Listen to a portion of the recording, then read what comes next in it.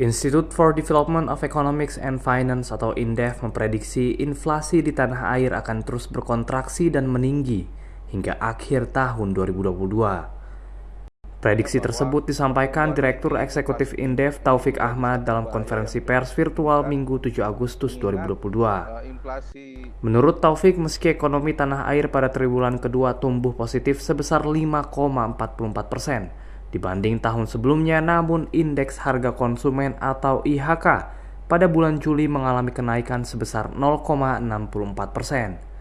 Dengan demikian, tercatat inflasi IHK Juli 2022 menembus angka 4,94% dibanding tahun lalu. Hal tersebut menjadi inflasi tertinggi yang dialami Indonesia sejak tahun 2015. Taufik menjelaskan jika pertumbuhan ekonomi dibarengi dengan kenaikan inflasi, hal ini akan menyebabkan ketidakpastian. Bahwa pertumbuhan tinggi, inflasi tinggi, ini menjadi satu bahaya yang cukup signifikan, mengingat inflasi yang bergejolak sudah di angka 10,07%.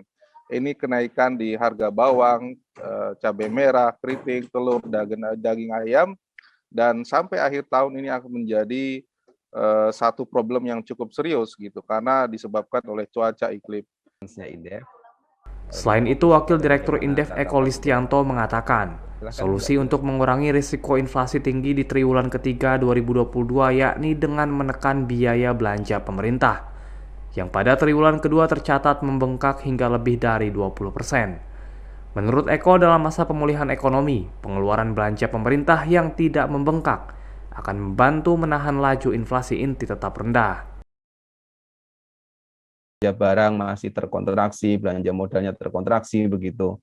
Padahal di saat pandemi seperti sekarang, ketika kita mau memulihkan, ya sebetulnya yang paling cepat, yang paling bisa jadikan akseleran itu sebetulnya adalah dari sisi konsumsi pemerintah ya, sebetulnya gitu.